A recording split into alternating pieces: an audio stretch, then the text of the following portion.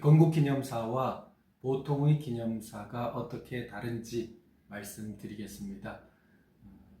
제목이 건국기념사라고 보통 되어 있는데 사실 더 예전 공식 명칭은 정부수립기념사라고 관보 같은 데 기재되어 있었습니다. 그런데 이때 정부라는 것은 우리가 통상 행정부 같은 좁은 의미의 아니고 국가기관 전체, 특히 건국 시점에서 말씀하신 것이기 때문에 국가의 건국과 거의 같은 용어입니다. 정부 수립이라는 것이 국가기관 전체가 설립되었음을 선포한다, 이런 의미인 거죠. 이 말씀은 1948년 8월 15일 건국을 선포하시면서 하신 공식 말씀입니다. 우리가 1948년 8월 15일에 대한민국을 세계 만방에 건국을 선포한 것입니다. 그것이 이 말씀 속에 명백하게 표출되어 있고요. 우리가 비록 그 이전의 여러 가지 역사를 말할 수 있지만 1948년 8월 15일에 결정적인 이 선포 시점을 아주 의미 있는 것으로 받아들이냐 받아들이지 않느냐는 것은 너무 근본적인 문제죠.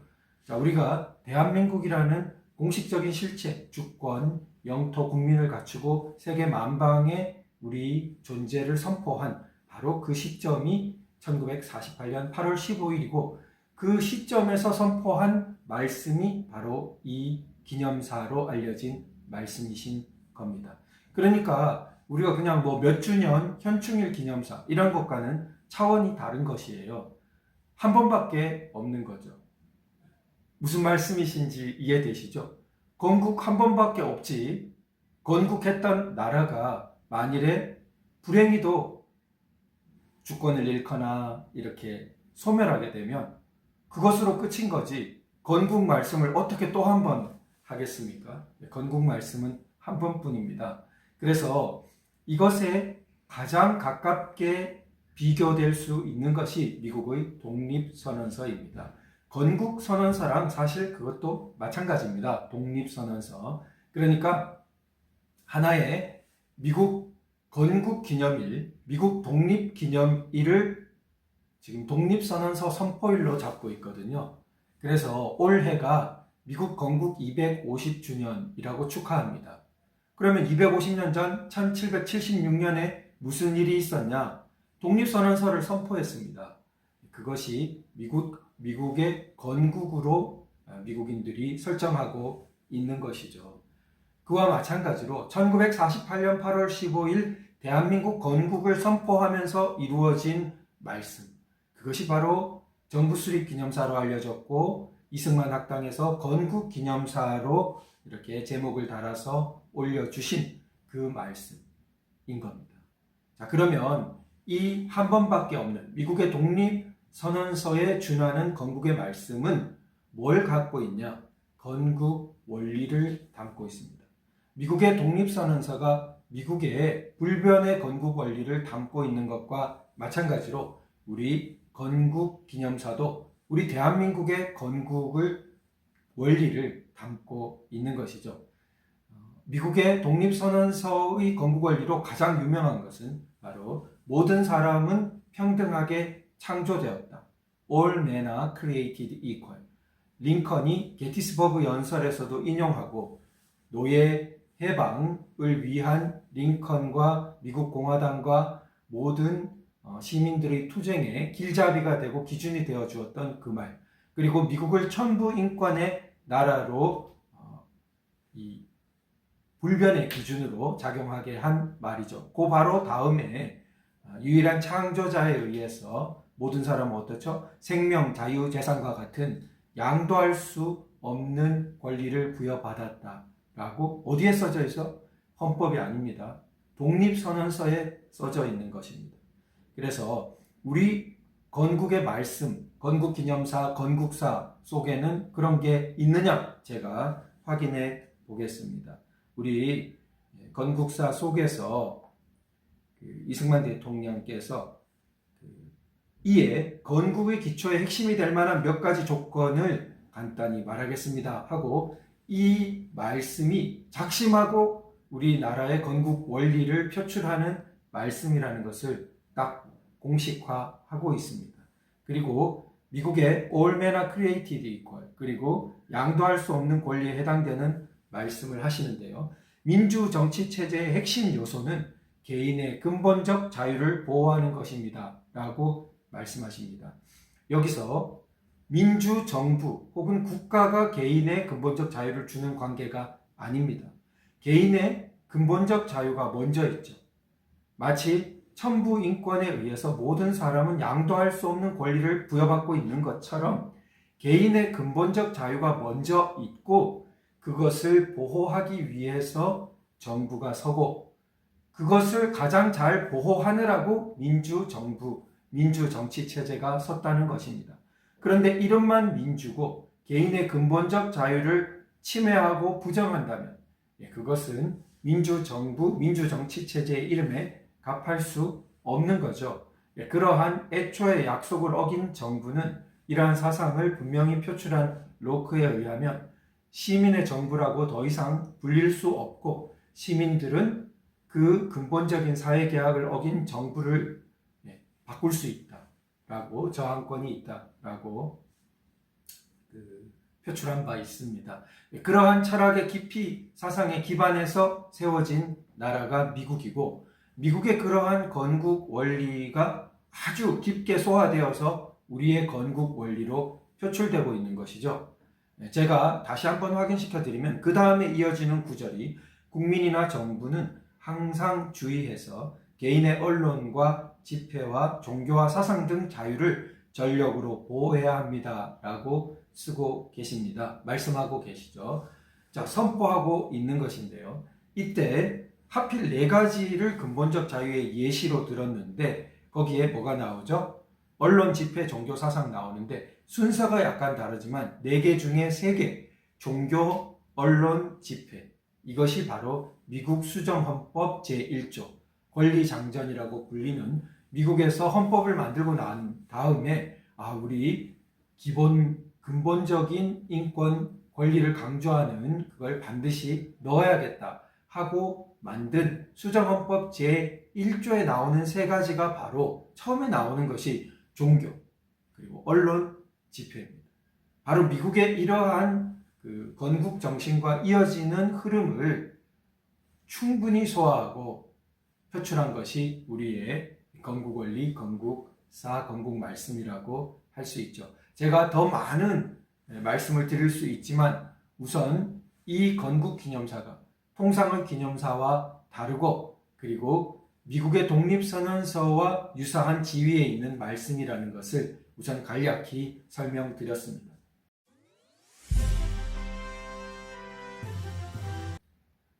우리 건국사가 내다보고 있는 대한민국, 과연 어떤 모습이었을까?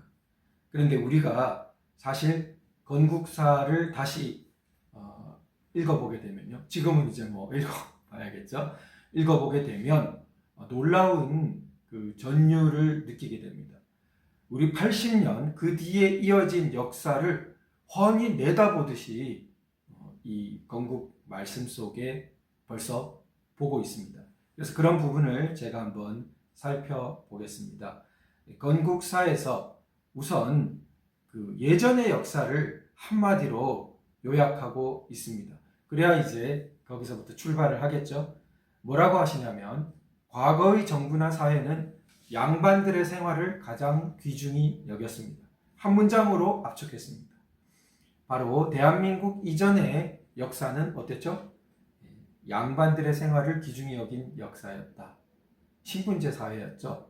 자, 그런데 지금부터는 어떻게 하냐? 이 사상을 다 버리고 새로운 사상으로서 새롭습니다.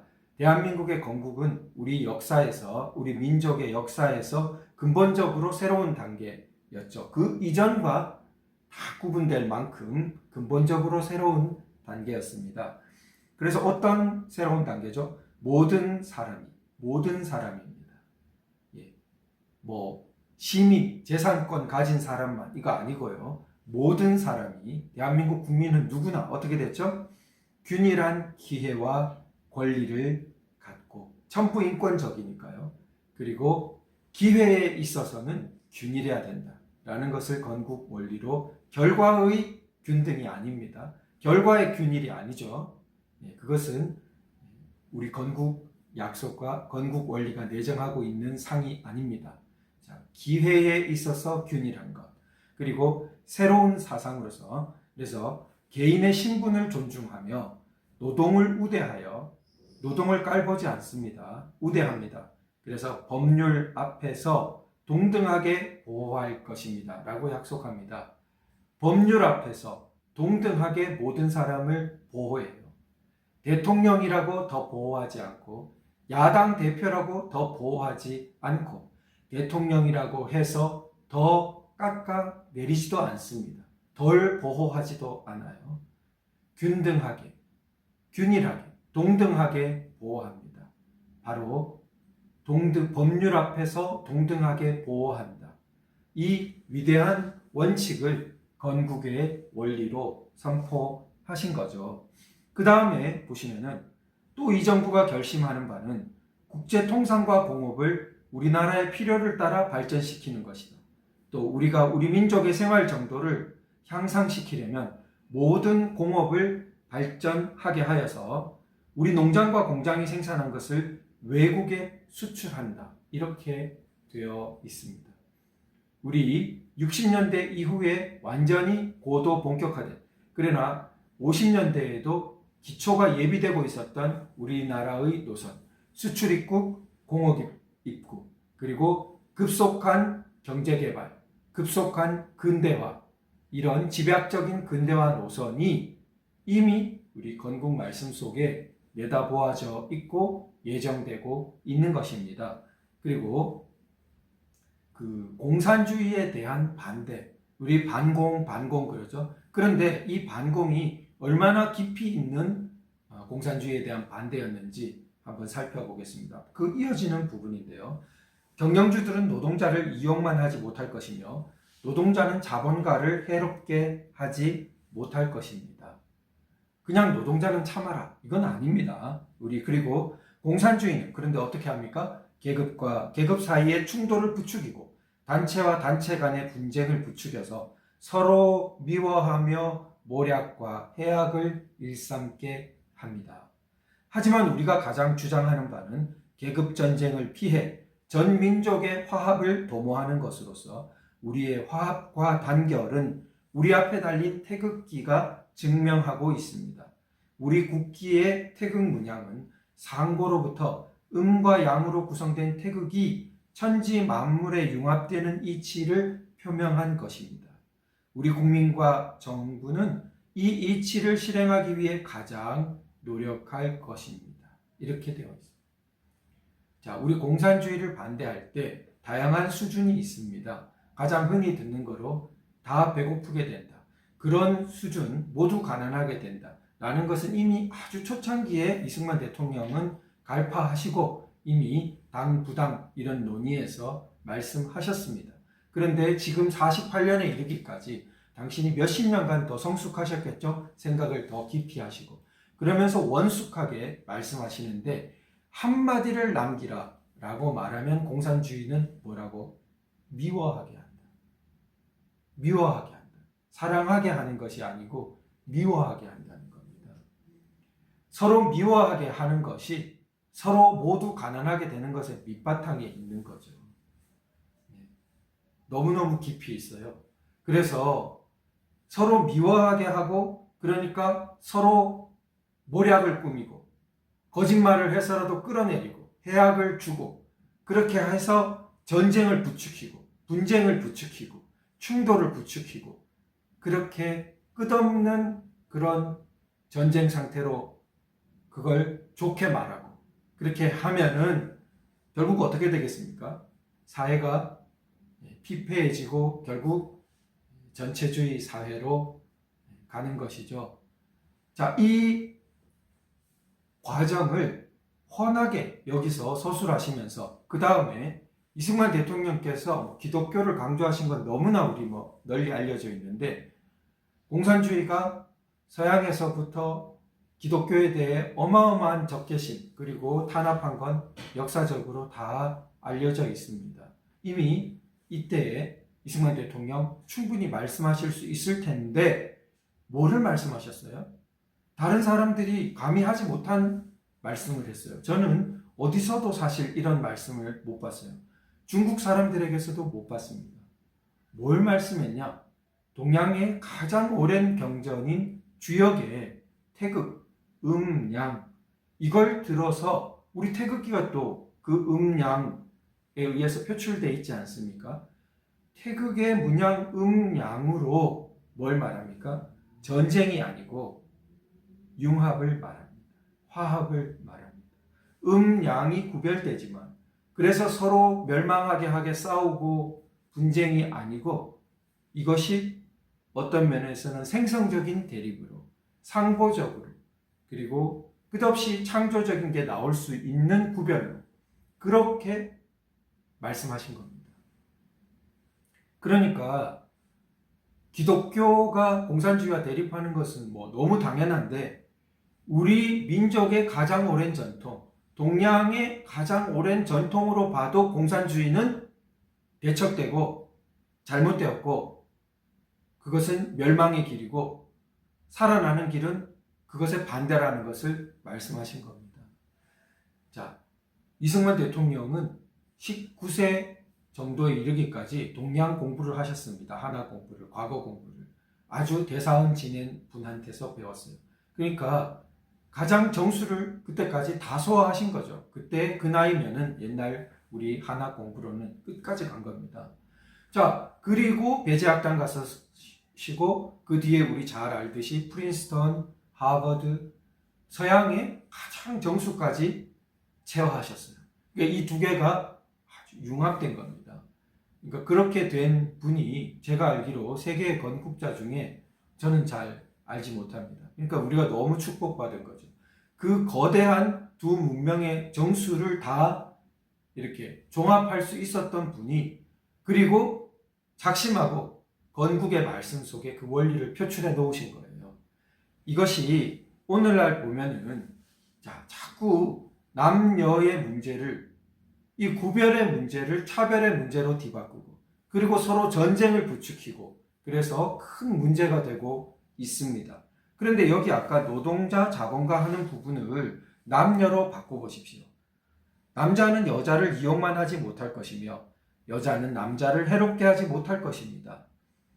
우리 마치 공산주의적인 흐름은 남자와 여자 사이에 충돌을 부추기고 또 남성단체, 여성단체 간의 분쟁을 부추겨서 서로 미워하며 모략과 해악을 일삼게 합니다. 하지만 우리가 가장 주장하는 바는 성전쟁을 피해서 전 민족의 화합을 도모하는 것으로 우리의 화합과 단결은 우리 앞에 달린 태극기가 증명하고 있습니다.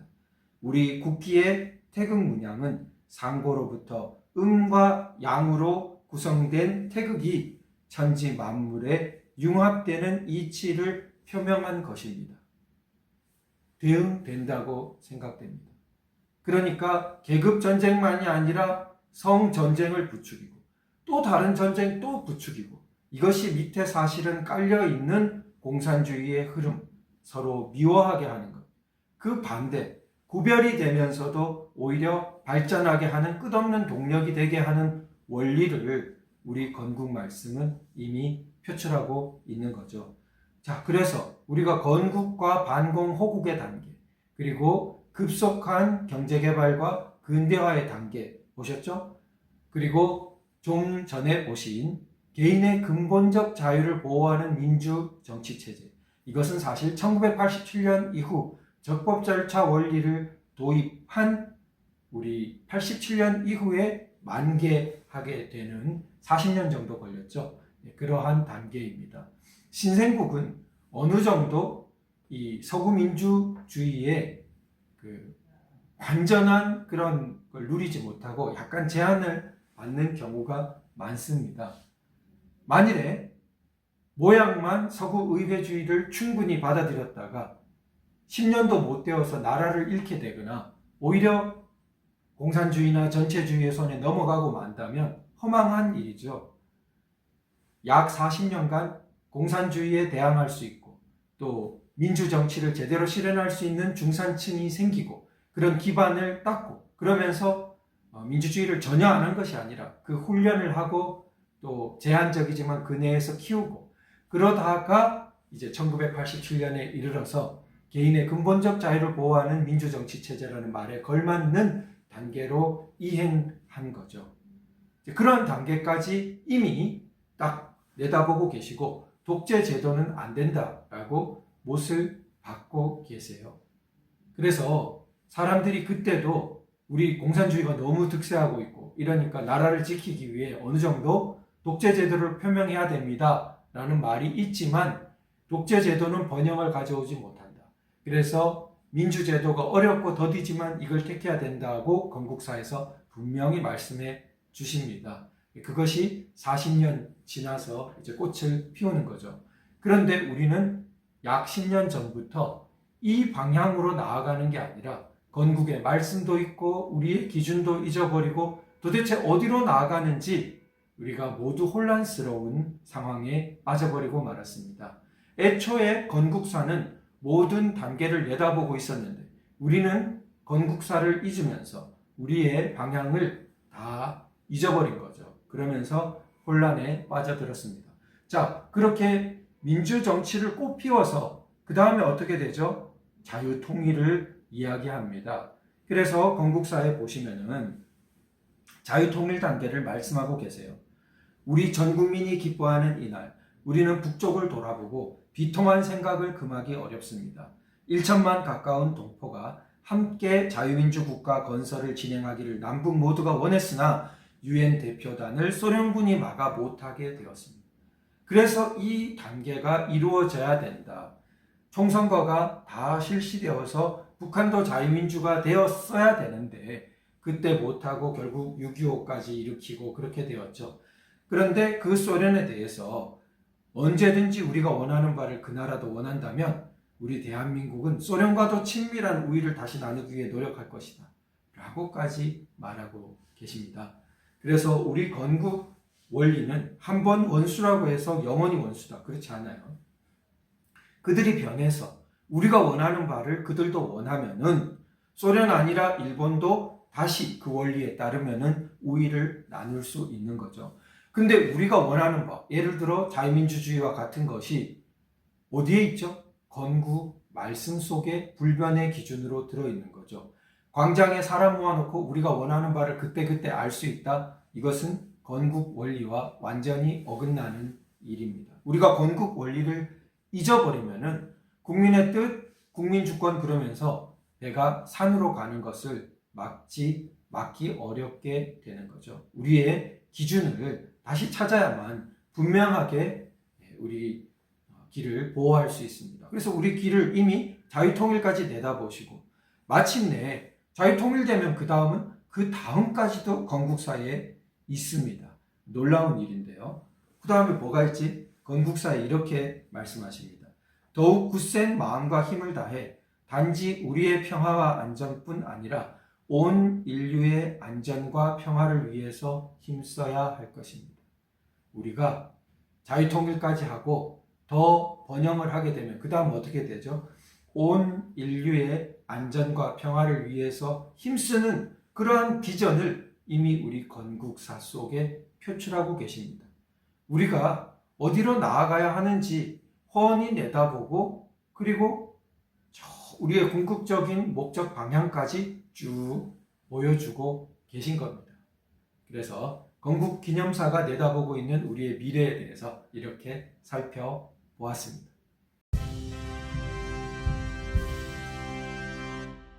네, 보통 많은 의문을 제기하시는 게 건국사 끝머리에 대한민국 30년 이렇게 돼 있어요. 그러니까 이거 대한민국 오히려 48년 8월 15일 건국을 부정하는 사람들이 주로 하는 말인데 왜 이렇게 돼 있을까 궁금하게 여기시는 분들이 많습니다. 건국사의 한 부분만 떼어내면 의문이 들 수 있는데요. 종합적으로 보면 전혀 헷갈리지 않습니다. 우리 건국사의 첫머리를 한번 살펴보죠. 첫머리에 어떻게 돼 있냐? 첫머리에 이제 외국 귀빈 여러분과 나의 사랑하는 동포 여러분 이렇게 하시고 8월 15일 오늘 거행하는 이 행사는 우리의 해방을 기념하는 동시에 이랬어요. 해방은 45년 8월 15일을 의미합니다. 그날을 고르신 거예요. 함께 기념하도록. 동시에 그 다음에 어떻게 되어 있냐? 우리 국가가 새로 탄생한 것을 겸하여 경축하는 것입니다. 자, 해방은 언제? 45년 8월 15일. 그리고 국가가 새로 탄생한 것은 언제? 오늘 48년 8월 15일. 그걸 어떻게 해요? 겸하여 경축하는 것이다. 그러니까 48년 8월 15일에 우리 국가가 새로 탄생했다고 딱 첫머리에 말씀하고 계시잖아요. 자, 그럼 30년은 뭐지? 조금만 더 기다려 보세요. 그 다음에 자, 우리 30년 이야기가 새로 건국되고 이 말씀은 계속 하시고 30년 이야기가 두 번 나오는데 어디에 나오냐면요. 우리가 역사를 거울 삼아 30년 전부터 채용하기로 결정하고 실행하여 온 것을 또한 중단 없이 실천해야 할 것입니다. 이게 어떤 대목에 나오냐 하면 전제정치, 독재주의가 아니라 민주정부, 민주제도로 나가야 합니다. 하고 그 다음에 30년 전부터 채용하기로 결정하고 실행하여 왔다 이렇게 말씀하시는 거예요. 그 30년 뭐죠? 바로 딱 해보면 1919년이 나오는 거예요. 그러니까 1919년 기미 3.1 운동 그 다음에 임시정부 선거 이것을 이승만 대통령은 굉장히 중요하게 생각하시지 절대 무시하지 않으십니다. 3.1 운동 때 너무너무 마음 아파하셨고 그때 3.1 운동으로 우리 민족이 일어섰던 것 큰 계기가 되었고 3.1 운동 후에 임시정부의 대통령이 누구였어요? 바로 초대 대통령 이승만 대통령이란 말이죠. 그리고 45년 해방되기까지 중국에서 김구 주석이 뒤에 움직였지만 이승만 대통령이 긴밀하게 우리 하와이 동포들이 그 자금을 대기도 하고 긴밀하게 연결되어 있었습니다. 그래서 늘 임시정부의 대통령이었다라는 것을 크게 강조하셨고요. 그래서 대표 자격이 있다 이런 것을 강조하셨죠. 자, 우리 그러면은 19년에 어떤 일이 있었냐면 3.1 운동 후에 왕조로 되돌아가는 것을 딱 끊었습니다. 그때 우리 독립을 선언하면서 기미독립선언서 옛날에 많이 이제 교과서에 실리고 했죠. 거기서 그 다음에 우리 공화정으로 가는 것을 결단을 했단 말이죠. 우리 민족이. 그러니까 그때 사실은 민주공화국의 기초 방향을 잡은 겁니다. 그러니까 19년 기미독립선언서가 48년 8월 15일의 건국사와 모순되지 않아요. 그런데 이제 조금 다른 마음을 먹은 사람들은 48년 8월 15일 건국사는 빼버리고 기미독립선언서만 가지고 마치 사회주의로도 나갈 수 있었던 것처럼 하는데 그건 이제 우기는 거예요. 우리 기미독립선언서와 임시정부는 아직 실체가 없었죠. 영토 주권 국민이 갖춰지지 않았죠. 48년 8월 15일에 와서야 갖추어지죠. 그리고 북쪽에 들어선 정권이 기미독립선언서의 정신을 어떻게 계승했다고 할 수가 있겠습니까? 지금 나타난 모습을 보고도 어떻게 감히 그런 말을 할 수 있겠어요?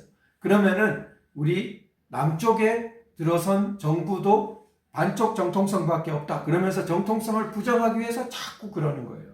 근데 사실은 우리 기미독립선언서의 정신을 잘 보면 48년 8월 15일 건국사로 꼽히게 되는 겁니다.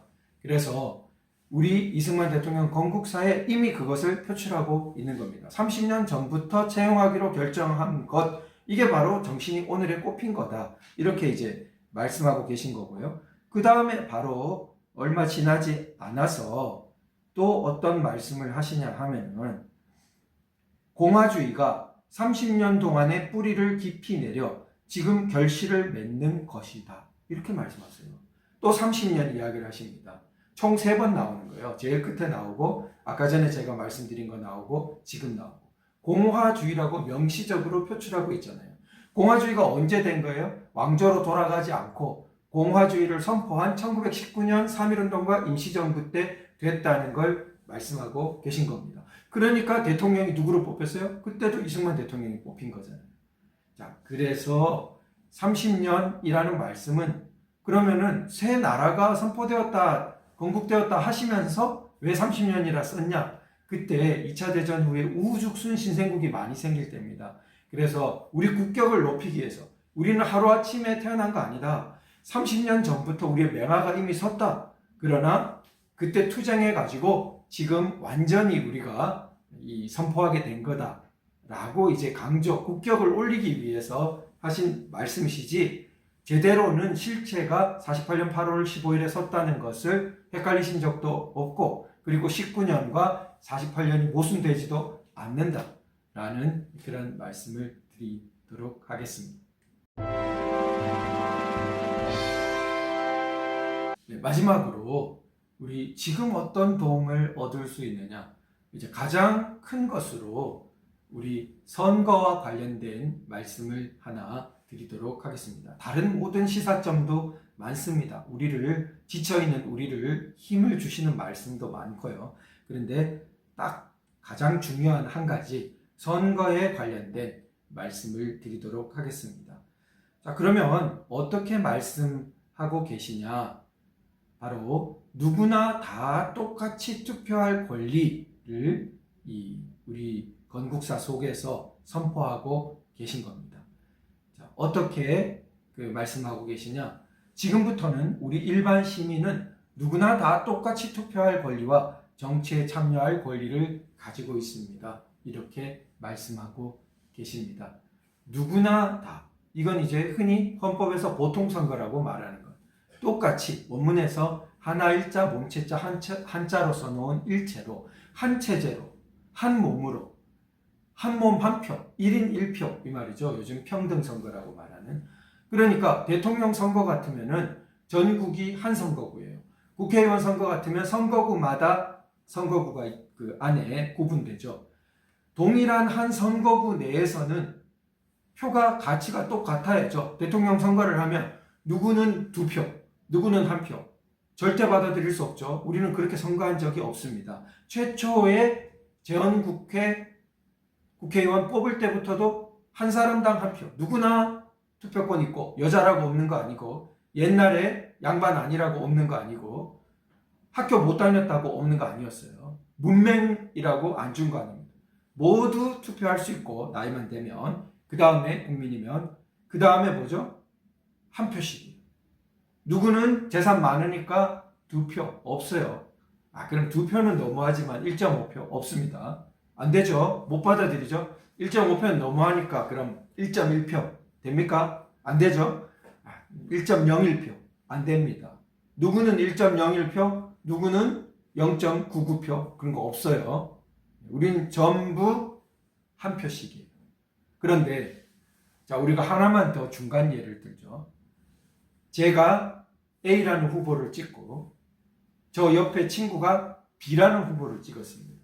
그런데 우리가 회장 선거를 하는데 3명 있는 곳이에요.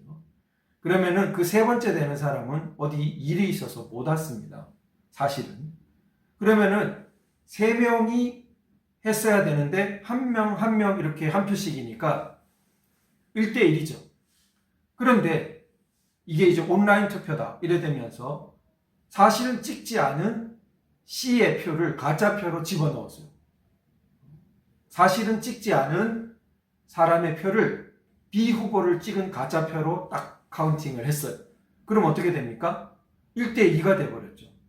그 순간 저의 표의 가치는 한 표 된 겁니까? 안 된 겁니까?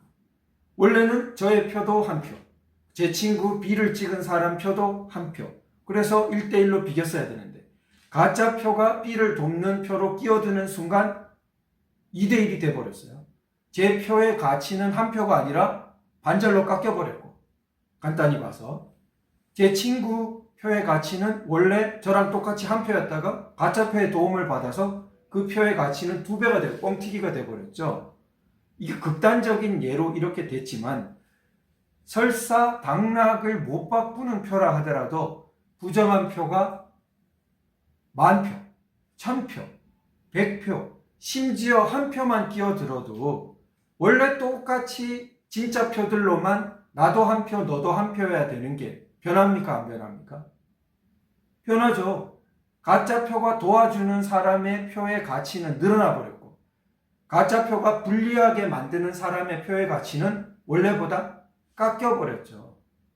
한 사람마다 똑같이 한 표가 깨져버린 거죠. 건국의 약속이 깨져버린 것이. 바로 이 지점이 미국 독립선언서를 다시 소환했던 1850년대 미국 링컨의 상황과 비슷하다고 생각됩니다. 연방대법원이 노예 해방 선언이 발표되기 4년 전에 1857년에 미국 전역이 노예 문제로 들끓고 있는데 어떤 판결을 냈냐? 아프리카계 미국인, 흑인은 미국인이 아니다. 이렇게 해버렸어요. 미국인이 아니니까 미국 시민권 권리가 부정되고 인권이 부정되어 버립니다. 자, 그 깔린 배경은 뭐냐면 드레드 스코트 판결로 알려져 있는데요. 드레드 스코트라는 사람이 노예주에 노예로 있다가 미국 남부는 노예제가 있었고 북부는 자유주로 노예가 없었죠. 자유주 지역으로 탈출했습니다. 도망 노예예요. 우리 옛날에 톰 아저씨 오두막 이런 것처럼 보면 막 탈출하는 거 돕는 사람들도 있고 그랬죠. 그 노예가 탈출했어요. 이 사람은 자유주에 와서 나는 이제 자유인이 되었다. 그랬는데 그때 뭐가 있었냐? 노예 붙잡으러 다니는 사람들도 있었단 말이에요. 도망 노예. 붙잡혀버렸어요. 이 사람을. 끌고 가려 했습니다. 그러니까 이 사람이 누구의 도움을 받았겠죠? 소송을 냈습니다. 나는 자유주에 와서 자유인이 되었으니까 이제 붙들려 가면 안 된다. 권리가 있다. 이렇게 했더니 그 판결이 연방대법원까지 올라가가지고 뭐라 했어요? 너는 노예로 살아라. 붙들려 가도 할 수 없다. 소송을 제기할 자격조차 없다. 미국인이 아니니까. 미국 시민권이 없다. 인권이 부정되는 거죠. 심하게 말하면 흑인 노예는 노예로 살아라. 노예는 사람입니까? 사고 팔리는 물건처럼 됐어요. 사람이 아니다. 천부인권이 부정되는 거죠. 천부인권이라면서 사람이 사고 팔릴 수 있어요? 그런데 미국 헌법에는 애매한 태도가 있었습니다. 미국 헌법이 천부인권을 떡 써놓은 게 아니고 미국 헌법에는 어떤 당시의 정치적 타협의 산물로 노예가 많은 지역에 만약에 노예를 빼고 인구수를 계산해서 선거구를 그으면 국회의원이 굉장히 모자라요. 적어요. 그럼 자기들 정치적 권리가 대변이 덜 되겠죠. 그래서 궁여지책으로 어떻게 했냐면 흑인 노예 남자를 5분의 3으로 쳤어요. 그래가지고 선거구를 획정했습니다. 투표권은 물론 없어요. 그러니까 아니 같은 사람이라면 5분의 3이 어떻게 되냐 이렇게 이제 해석할 여지를 남긴 거죠.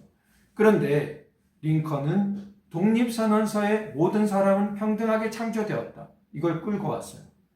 건국 원리가 우선이고 건국 원리를 실현하기 위해서 그 장치로 심하게 말하면 도구로 헌법이 있는데 그 당시에 정치적 타협의 산물로 된 헌법이 잘못되었다고 해가지고 이것을 기준으로 오히려 건국 원리를 부정하는 것은 있을 수 없다. 건국 원리가 더 상위에 목적적인 거다. 그래서 그 헌법 해석은 잘못되었다. 무려 미국 연방대법원의 권위를 뒤집은 겁니다. 미국 연방대법원은 각자의 대법관이 종신이라 30년 하는 사람도 있고 9명밖에 없어요. 법치의 오랜 전통을 가지고 사법부 존중 전통이 깊은 영미에서 특히 미국에서 연방대법원의 이 중요한 판결은 얼마나 권위를 내세우려면 내세웠겠습니까? 노예 해방을 노예제 폐지를로 향해 가고 있던 사람들에게는 얼마나 큰 좌절이었겠습니까? 그런데 독립선언서의 재해석으로 이것을 그 당시 독립선언서가 헌법 해석을 누릴 수 있는 거로 당연하게 여겨진 건 아니었습니다. 그러나 생각해보면 그렇죠. 헌법은 바뀔 수 있어도 독립선언서의 원리, 건국 원리는 바꿀 수 없습니다. 미국이 아니게 되는 거죠. 그걸 부정하면. 그걸 바꾸는 헌법 개정은 무효죠.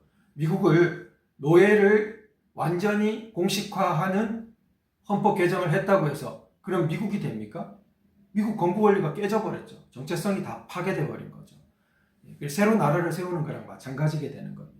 오늘날 우리도 굉장한 위험에 처해 있습니다. 바로 형식적 다수결로 모든 법률과 모든 헌법 개정 다 가능하다고 보는 태도가 만연한데 그렇지 않죠. 대한민국 속에서 국회의원도 뽑혔고 대한민국 속에서 법률도 만들어졌습니다. 대한민국 원리는 어디 있어요? 건국사 속에 있습니다. 그래서 개인의 근본적 자유를 부정하는 헌법 개정 있을 수 없죠. 대한민국을 파괴하는 것이기 때문에. 그런 원리처럼 한 사람당 한 표의 가치를 준 건국 원리를 파괴하는 건 있을 수 없고 대법원이 한 표, 가짜표 이런 거 중요치 않아. 당락을 바꿀 만한 거를 가져와라. 이런 태도가 잘못된 거죠. 그래서 우리는 한 표의 가짜표도 중요하게 봐야 되고 철저하게 검증해야 되고 그것을 막으려고 노력해야 되고 그렇게 노력하는 사람들이 건국 원리를 따르는 사람들이고 그것을 가볍게 여기고 오히려 자꾸 가로막는 태도는 그 아무리 대법원, 그 아무리 국회라 해도 선관위는 말할 것도 없고 건국 원리에 배치되게 뿌리 없는 해석과 태도로 건국 원리를 부정하는 것으로서 유지될 수 없는 거죠. 미국 연방 대법원의 태도로 미국이 갔다면 오늘날의 미국이 가당키나 하겠습니까? 이미 세계 사람들로부터 버림받았겠죠. 아무리 돈이 많아도 그것은 사람을 사고 파는 나라가 어떻게 세계에서 뭔가 리더십을 발휘할 수 있겠습니까? 자, 반대로 미국 연방 대법원과 반대되는 태도. 아니야, 흑인은 모든 사람은 평등하게 창조되었다라는 건국 원리가 우선이라는 태도가 승리했죠. 연방 대법원의 판결에도 불구하고. 자, 우리도 마찬가지입니다. 한 표 가짜표를 우습게 여기는 태도가 오늘날 우리 제도권에 다 만연해 있지만 결코 그것이 승리할 수 없다. 대한민국 건국 원리는 한 사람 한 표. 그것을 깎일 수 없는 것으로, 변할 수 없는 것으로 약속했다. 우리 건국 원리가 오늘날 우리에게 아주 한 가지를 가리키고 있다면 벌써 아주 중요한 이것을 가리키고 있다고 생각됩니다.